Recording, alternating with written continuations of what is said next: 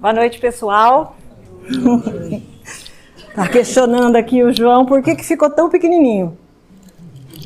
Enfim, deixa quieto que eu vou ler. Eu tenho uns óculos aqui, ó. Que bom estar aqui novamente, né? É sempre um prazer a gente voltar a casa. E nós ficamos o mês de junho sem a sequência do Evangelho, né? E hoje nós vamos dar continuidade. Mas antes, então, nós vamos falar a questão 44 de O Livro dos Espíritos, que fala para nós, né? É o capítulo 3º da criação, formação dos seres vivos. Gente, eu costumo falar que cada questão de O Livro dos Espíritos daria um estudo, daria uma explanação sensacional, sem sombra de dúvida. Mas o nosso tempo, ele é contado e essa questão de O Livro dos Espíritos é apenas uma rápida leitura e às vezes algum comentário quando é possível fazê-lo, né? Então a questão 44, de onde vieram para a Terra os seres vivos? É um questionamento, né, que Kardec fez aos espíritos e eles responderam. A Terra lhes continha os germens que aguardavam o momento favorável para se desenvolverem. Os princípios orgânicos se congregaram desde que cessou a atuação da força que os mantinha afastados e formaram os germens de todos os seres vivos. Estes germens permaneceram em estado latente de inércia, como a crisálida e as sementes das plantas, até o momento propício ao surto de cada espécie. Os seres de cada uma destas espécies se reuniram então e se multiplicaram. Complicado? Complicado. Mas a gente procurou dar uma condensada muito rápida, né, nessa resposta. E quem quiser se aprofundar mais nesse assunto da formação, né, do globo, dos seres vivos e tudo mais,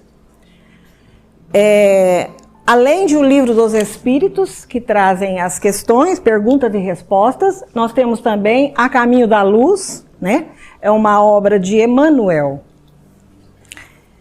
e Chico, que vem falar para nós lindamente a respeito da formação do globo, né? Aí nós colocamos aqui o seguinte: nada se faz sem que haja a presença do Criador. Então, tudo que aconteceu, de onde vieram, veio do espaço.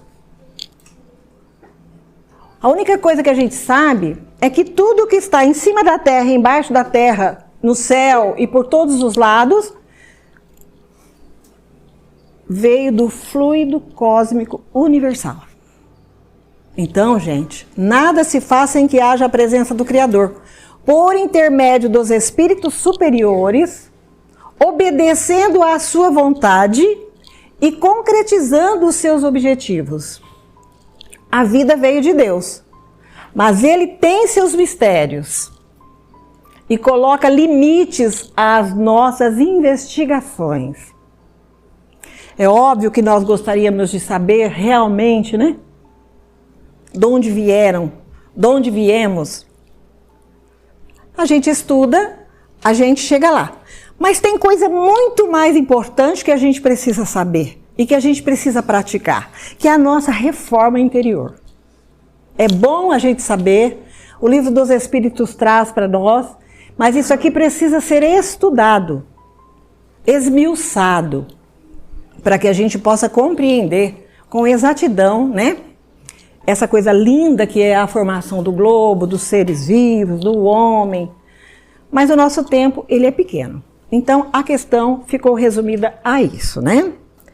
E nós vamos agora para o nosso estudo.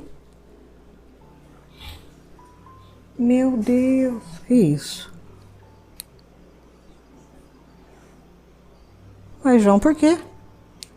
O de baixo vai para frente e o de cima vai para Beleza. Olha que legal, gente. Nós vamos dar continuidade ao capítulo que começou, acho que lá no final de abril. Aí tivemos maio todo falando a respeito do capítulo 16. Não se pode servir a Deus e a Mamon. Eu acredito que quando deu início ao capítulo, o que primeiro fez o início deve ter falado o que é Deus e o que é Mamon, né? Mamon representa o mundo, né? E hoje nós vamos estudar o item 7, utilidade providencial da riqueza, provas da riqueza e da miséria. Mas só para a gente meio que rememorar, né, o que já foi estudado, porque nós estamos com o bonde andando neste capítulo desde o finalzinho de abril. Então já foi estudado a salvação dos ricos, preservar-se da avareza, Jesus em casa de Zaqueu, parábola do mal rico, parábola dos talentos. E hoje, utilidade providencial da riqueza, provas da riqueza e da miséria. Ô dificuldade, né?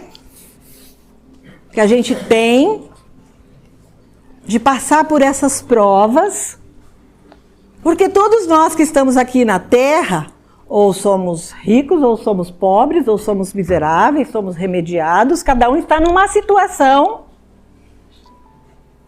necessária para que você cumpra o seu pedacinho, né? E que a gente possa subir um degrauzinho nessa escala evolutiva. Aí, tem gente que acha que ser rico é uma prova fácil. Que triste é a pobreza. Então, como eu não anotei esse pedacinho aqui nos meus slides, eu quero ler para vocês.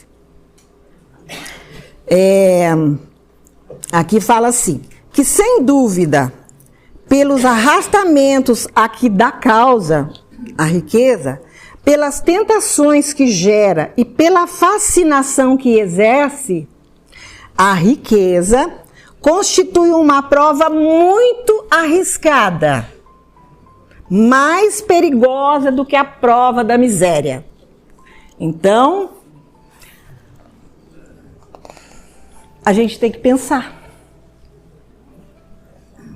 É o Evangelho que está falando para nós que a prova da riqueza, ela é muito mais perigosa do que a prova da miséria. Então, onde quer que nós estejamos, vamos prestar atenção no gênero de prova que nós estamos tendo, para que a gente possa passar com dignidade. Eu não vou dizer 100% no cumprimento desta prova, porque é muito difícil a gente fazer 100% de tudo aquilo que nós nos propusemos fazer quando reencarnamos, né? Quando a gente vinha para cá, nós prometemos um montão de coisa. Mas aí chega aqui e fica difícil, né?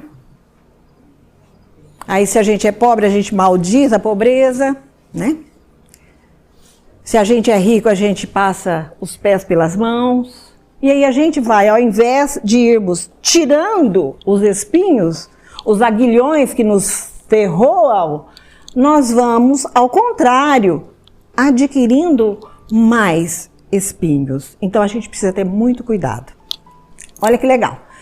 Aqui é pureza de evangelho, viu, gente? Se a riqueza tivesse de ser um obstáculo absoluto à salvação dos que a possuem, se ela tivesse que ser um obstáculo absoluto àqueles que são ricos, como se poderia deduzir de certas expressões de Jesus interpretadas segundo a letra e não segundo o Espírito? Quando Jesus falou assim que era mais difícil um camelo passar pelo fundo de uma agulha do que um rico entrar no reino dos céus. Se nós não soubermos interpretar essas palavras, nós vamos mesmo condenar a riqueza. Porque daí a gente precisa saber o que é camelo. O que será que o Evangelho, o que será que o Cristo quis dizer com isso? Camelo, a gente logo pensa no animal, não é?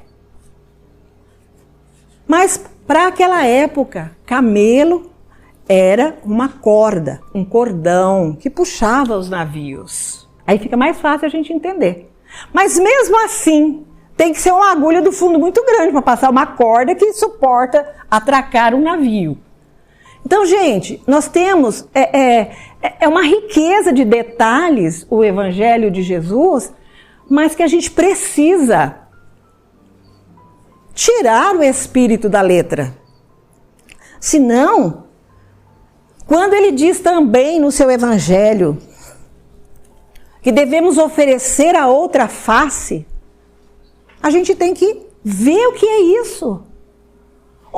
O que Jesus queria dizer para nós, porque ele falava de acordo com a necessidade da humanidade daquela época. Pessoas endurecidas, pessoas ainda muito atrasadas, muito perto do primitivismo, nós mesmos, né? Porque somos nós, viu, gente? O pessoal que habitava aquela época, a época de Moisés, sabemos não se nós não ajudamos a tacar pedra em Jesus, se nós não aplaudimos a crucificação de Jesus. Mas se assim foi, graças a Deus que nós já estamos aqui, aprendendo, né? Que nós já fomos. E hoje nós somos o que somos graças à doutrina que nos ensina. Então Deus que distribui a riqueza, teria posto nas mãos de alguns um instrumento fatal de perdição, o que repugna a razão. Oba, se a riqueza fosse uma coisa ruim, Deus ia colocar, sendo um Pai justo, misericordioso e bom, Ele ia colocar esse instrumento que leva a criatura à perdição? Absolutamente. Não, né? Então, a riqueza é sem dúvida uma prova mais arriscada, mais perigosa que a miséria, em virtude das excitações e das tentações que oferece, da fascinação que exerce. É o supremo excitante do orgulho, do egoísmo, da vida sensual. Olha o que a riqueza excita nas pessoas. E a gente que não tem, né? Nós estamos falando do rico, né? A gente fica invejando. Ah, mas pelo amor de Deus, por que Deus fez isso, né? Distribuiu tão mal a riqueza. Deu tanta riqueza para uns e tanta pobreza para outros. A gente fica questionando Deus. Sendo que o que nós estamos passando hoje é a prova que nós merecemos, que nós pedimos. Ou que foi nos imposta pela nossa incapacidade de escolher algo melhor. A nossa incapacidade de merecer uma coisa mais amena, mais tranquila, né? Mais suave. Graças a Deus, já estamos aqui, né? Então, diz também, né, que a riqueza é o laço que mais poderosamente liga o homem à terra e desvia os seus pensamentos dos céus. Por quê, gente? Olha aqui. O homem está algemado ao seu dinheiro, aos seus bens materiais. Ele não vê mais nada a não ser a sua riqueza. Os seus bens, o seu dinheiro, a sua casa, o seu carro do ano, a sua piscina, o seu iate. Ele não tem tempo para pensar em Deus. Ele não tem tempo para fazer essa viagem tão pequenininha dentro do seu interior. Né? Então, olha aqui. Ele vive, né, pairando com o dinheiro. Então, isso é prejudicial. O mau uso que o homem faz da riqueza. Então, esse é o X, é o eixo do Evangelho de hoje. Jesus não condenou a riqueza. Ele apenas condenou o mau uso que as criaturas fazem dela. E por que é que nós ainda fazemos mau uso da riqueza? Devido à nossa inferioridade, gente. Nós somos inferiores. Nós estamos aqui para aprender, para buscar a nossa melhora interior, né? Então, o que a riqueza produz?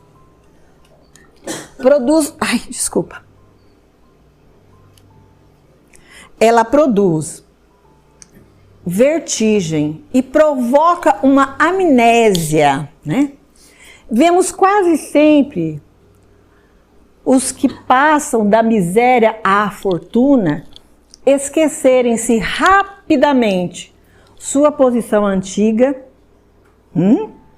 Estão pensando aí se vocês não conhecem alguém assim. Esquecem dos seus companheiros, dos que os ajudaram, tornando-se insensíveis, egoístas, fúteis, vaidosos. Aqui a gente poderia enumerar N vícios que a riqueza, se a pessoa não souber usar, ela vai cair em tentação. Então ela esquece tudo isso. A riqueza dá uma espécie de amnésia. Principalmente se a pessoa tinha uma situação menos vantajosa com relação aos bens materiais e de repente ela sobe. O dinheiro sobe, o primeiro lugar que é na cabeça da pessoa. Ela muda. Tem exceções, viu, gente? São raras, mas elas existem. Então, eu achei interessante isso aqui. Mas, por tornar o caminho mais difícil, não significa que o torne inviável. Ela torna o caminho mais difícil, mas não é impossível, né? E que não possa vir a ser um meio de salvação nas mãos dos que a sabem utilizar, como certos venenos que restabelecem a saúde quando empregados a propósito e com discernimento. Aí eu lembrei do Neucid. Neucid é um veneno, mas que a gente usava muito para matar o piolho das nossas crianças. Não é verdade? Eu acho que todos aqui conhecem o Neucid, né? Todo mundo lembra. Mas até o Neucid, que é um veneninho assim bem suave, se for usado de uma maneira assim à la savenha, de qualquer jeito, ele também vai produzir um mal-estar. O veneno antiofídico, o veneno da cobra, que é aplicado quando a criatura é... Então, é veneno contra veneno. Até o soro antiofídico tem que ser aplicado com parcimônia, né? Para que a pessoa não venha sofrer as consequências de uma dose que pode fazer a pessoa adoecer ainda mais. Então, eu lembrei no Neucid, porque eu usei nos meus filhos bastante Neucid, né? Porque criança, quando vai à escola... Parece que hoje nem piolho tem mais, né, gente? Eu não vejo falar mais que tem piolho. Mas tem piolho, Débora? Então. Ó, tá vendo, Débora? Você vê como que a ciência... Por isso que precisa de dinheiro, gente. Porque para financiar esses inventos, essas coisas, a ciência precisa de dinheiro. Então, por isso que não é condenável ter grana. Porque tudo o que vai fazer, tudo que a ciência inventa, essas coisas mirabolantes, maravilhosas, precisa de grana. Então, Jesus não condenou a riqueza, absolutamente. Então, nós vamos para casa hoje lembrando do Neucid, tá? E da piolhada que a gente matou com os bichinhos.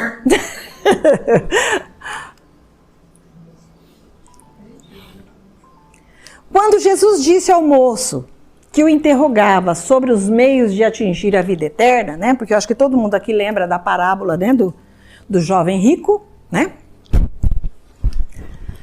Olha o que Jesus disse para ele. Desfaze-te de todos os bens e segue-me. Ai, que coisa doida. Falar para uma pessoa milionária, vende tudo que você tem, distribua com os pobres e segue-me, vem comigo. Aí é ruim, né? É muito ruim. Quando Jesus falou isso, para o jovem rico, ele não pretendia estabelecer que cada um devia despojar-se do que possui. Não foi isso que ele disse. Por isso que a gente precisa interpretar o Evangelho, né? E que a salvação só se consegue, gente, salvação entre aspas, viu? Que a salvação só se consegue a esse preço. Mas mostrar que o apego aos bens terrenos é um obstáculo à salvação. O que é que salva a gente, gente? Nós vamos ser salvos do quê? Salvo de nós mesmos, das nossas iniquidades, dos nossos desmandos. A salvação, nós mesmos é que temos que fazer. Cada um faz a tua salvação.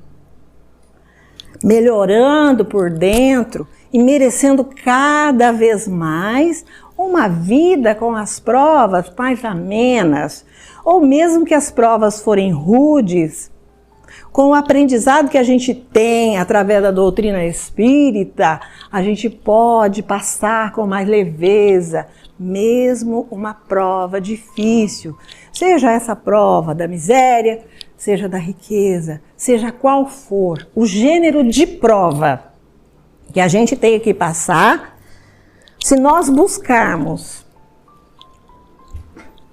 a ajuda do mundo espiritual, a gente vai passar com mais tranquilidade. Então, por ter observado certos mandamentos, o moço julgava-se quite com a lei. No entanto, recusava a ideia de abandonar os seus bens. Seu desejo de obter a vida eterna não ia até esse sacrifício. Ele queria, mas não queria muito. A vontade dele ainda era bem apoucada, né? Então, o que será que aconteceu, né? A proposição que Jesus lhe fazia era uma prova decisiva para pôr às claras o fundo do seu pensamento. Jesus queria mostrar para o moço rico o que ele precisava fazer, mas ele não tinha que se dispor de todos os seus bens, né? O moço rico, aos olhos do mundo, ele era um homem honesto.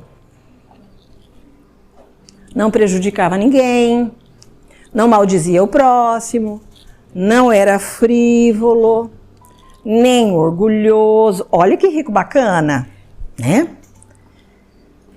Honrava seus pais, que bacana isso, né? Acho que a última vez que eu falei aqui, falei da família. Ele honrava os seus pais. Então ele era o padrão de uma pessoa bacana. Um rico que fazia mais ou menos, né, aquilo que o Evangelho está pedindo. Mas não tinha a verdadeira caridade, gente. Pois a sua virtude não chegava até a abnegação. A abnegação é a renúncia dos desejos pessoais. Ele não era capaz de renunciar aos seus bens materiais, à sua riqueza, porque essa vontade dele não chegava, né? Ele não tinha coragem de renunciar aos bens materiais, à sua riqueza. E é difícil mesmo, né, gente? Já imaginaram vocês a gente ter que passar para frente todos os nossos bens? Seguir Jesus? Será que era isso mesmo que Jesus estava pedindo para nós? Jesus estava pedindo para a gente, dividir o nosso tempo. É bom ter riqueza, precisa da riqueza, precisa ter os homens ricos, os homens de ciência, para que o mundo possa progredir. Porque sem dinheiro não há progresso. Todos os inventos que a ciência vai fazer precisa de dinheiro. Para progredir precisa de dinheiro. Então não tem condenação nenhuma na riqueza.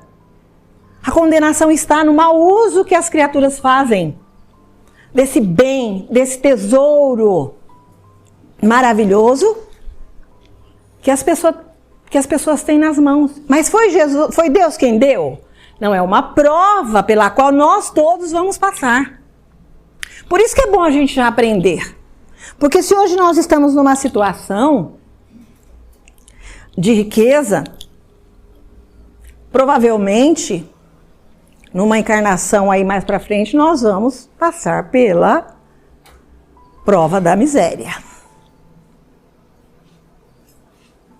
Vamos ficar cientes disso, viu, gente? Vamos ficar cientes disso. Então, o pobre que hoje se sente tão miserável, né? Tão espezinhado, tão humilhado porque é pobre, tenha na consciência que um dia ele será rico. E se ele aprender bem, se ele passar pela prova da pobreza com dignidade, com humildade, com amor, ele vai saber também passar pela prova da riqueza. Com essa mesma humildade, com esse mesmo amor. Fora da caridade não há salvação. Era o que faltava para o jovem rico. Olha, eis o que Jesus quis demonstrar. Era uma aplicação do princípio. Fora da caridade não há salvação. Um dos princípios básicos da nossa doutrina. Fora da caridade não há salvação. Aqui estão encerrados os destinos dos homens na terra e no céu. Então, seja rico, caridoso. Seja pobre, caridoso. Ninguém é tão pobre que não possa doar algo a alguém e ninguém é tão rico que não precisa de receber algo de alguém. Então, todos nós podemos, não importa, né, a situação que nós estamos vivendo agora. É muito importante a gente ter essa consciência. Então, a parábola do jovem rico nos ensina algumas lições importantes sobre como devemos viver nossas vidas, né? É importante colocar Deus em primeiro lugar. Normalmente, com raras exceções, a pessoa que tem muito dinheiro, que lida com muitos negócios, ele não tem tempo para Deus. Porque o tempo dele está todo tomado pelo cifrão. Tem que amealhar dinheiro. Tem que buscar bens materiais. Não nos deixar levar só pela busca dos bens materiais. Sermos generosos e desapegados das nossas posses e do nosso próprio bem-estar. Sair da zona de conforto, né? Porque o rico, não vou não, por quê? Fazer o que lá? Vou ficar aqui na minha fazenda, com a minha família, curtindo uma, né? Não sai da zona de conforto.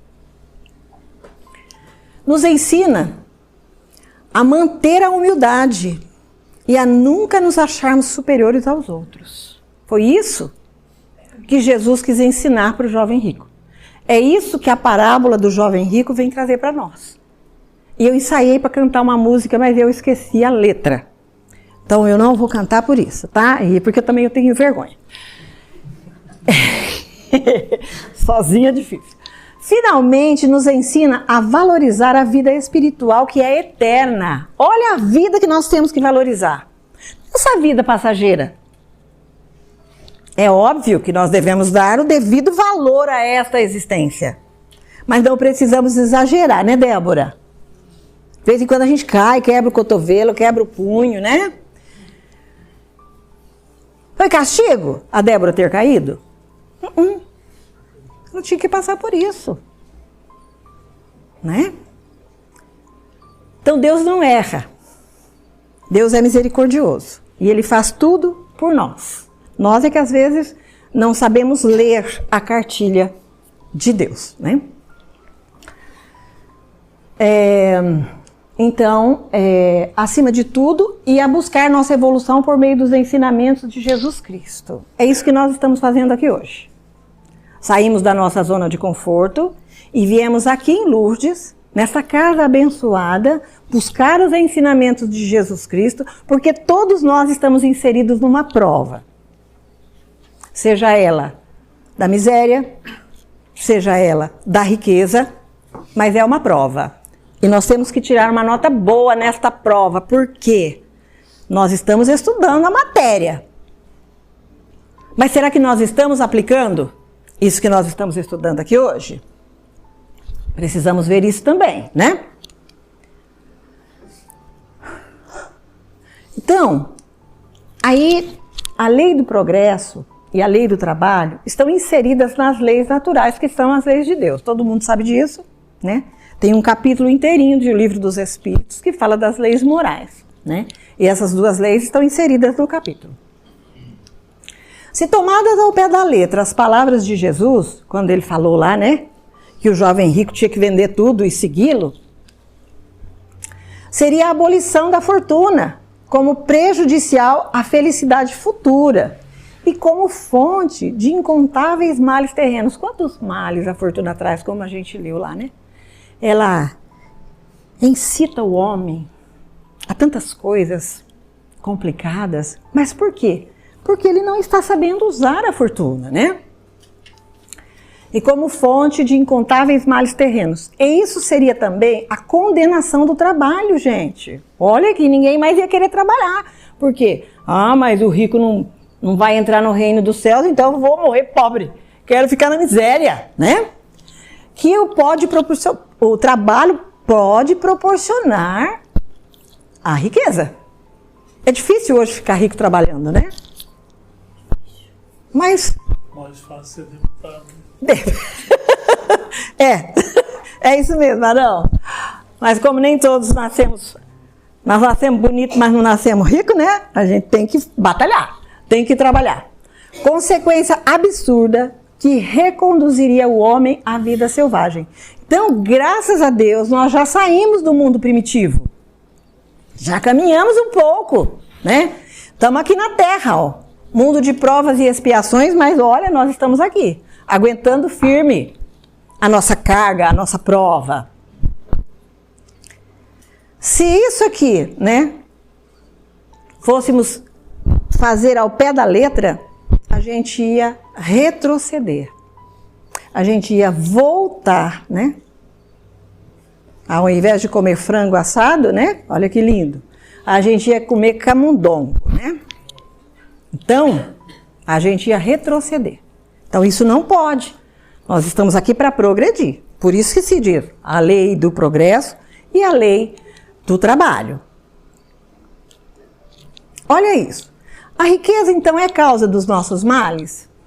Se a riqueza somente males houvesse de produzir, Deus não a teria posto na terra. Absolutamente. Deus é bom, justo, misericordioso, né? Ele não ia pôr a riqueza na terra se ela produzisse o mal, né?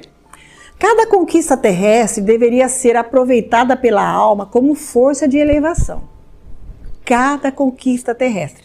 Não importa se na miséria, se na riqueza. Essa realidade sentida e vivida constitui brilhante luz no caminho, ensinando ao discípulo a sublime lei do uso, para que a propriedade não represente fonte de inquietações e tristeza, como aconteceu ao jovem dos ensinamentos de Jesus. Ele ficou inquieto, queria ser salvo, mas ele não queria tirar as algemas, né, que o prendia à riqueza. O homem ainda não aprendeu a possuir, gente. O homem quer quer ter. Quanto mais ter, melhor. Mas ser, ele se esquece. O ser é mais difícil. Porque o ser requer de nós, assim, um talento mais apurado, né? Que é a nossa mudança interior, né? Se a riqueza é a fonte de muitos males, se excita tantas más paixões, se provoca mesmo tantos crimes, não é a ela que devemos ater-nos, mas ao homem que dela abusa como abusa de todos os dons de Deus. E o homem não abusa só da riqueza financeira. O homem abusa da riqueza social, que é o status, a pessoa se acha, né, grandiosa. Da riqueza do tempo, que são talentos maravilhosos que Deus nos dá, né?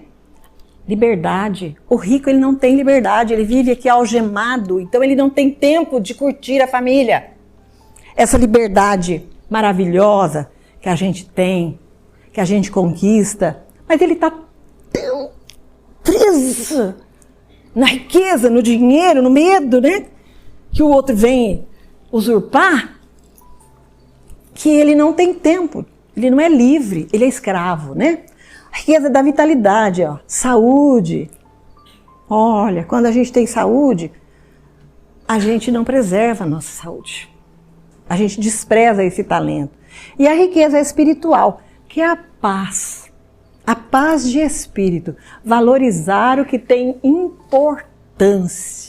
Olha, gente, aqui está falando que a preocupação em ter é muito maior do que a preocupação em ser. E nós vamos ter paz de espírito, nós vamos gozar dessa riqueza espiritual quando a gente aprender que ser para Deus é muito mais valoroso do que ter, né? Ter bens. Terminando, viu, gente? Parou por quê? Por que parou? O homem tem por missão trabalhar pela melhoria material do globo. Nós estamos aqui para evoluirmos e juntos elevarmos o nosso planeta, porque nós estamos passando de provas e de expiação para um mundo de regeneração. É difícil. Faz muito tempo que nós estamos fazendo essa transposição, né? Então nós precisamos trabalhar para elevar o globo. Em qualquer posição, em qualquer tempo, estamos cercados pelas possibilidades de serviço com o Salvador. E para todos nós que recebemos as dádivas divinas de mil modos diversos, foi pronunciado o sublime desafio. E agora, por que te detens? A gente já sabe. Isso aqui foi falado para Saulo, Paulo de Tarso, às portas de Damasco, quando Jesus apareceu para ele, no sol do meio-dia, né? Saulo, por que me persegues? Aí ele pergunta, que queres tu de mim, Senhor? E quando ele chegou em Damasco, Ananias perguntou para ele, viu Jesus? Falou com ele, teve esse privilégio, e agora? Por que te detens? Por que você não caminha? Por que você não vai? E Paulo foi. E nós estamos aprendendo. Não vamos estacionar. Vamos usar esses talentos que Deus tem nos dado, né? Para a gente avançar no nosso progresso. Olha aqui. Achei muito bacana isso aqui. Para encerrar a nossa fala. Marco Aurélio, imperador romano, entre os anos 160 e 180 depois de Cristo, é claro, né? É para a gente ir embora refletindo sobre isso aqui. Escava dentro de ti. Cada um de nós vamos escavar dentro de nós mesmos. É lá que está a fonte do bem. E esta pode jorrar continuamente, se a escavares sempre. Não importa se somos ricos ou somos pobres. Todos nós temos a sementinha do bem dentro do nosso coração. Então vamos escarafunchar, vamos procurar, para que a gente possa, gente. Ela pode jorrar continuamente se escavarmos sempre. Não vamos nos deter, não vamos parar, vamos continuar, vamos fazer a nossa parte, vamos cumprir a nossa prova. Se nós não conseguirmos fazê-la 100%, porque não é fácil, vamos pelo menos fazer 50% dela, que já vai diminuir uma boa parcela para a nossa próxima existência. Que Jesus nos abençoe e que todos nós tenhamos uma noite maravilhosa sobre as bênçãos do Pai infinitamente misericordioso. Muito obrigada.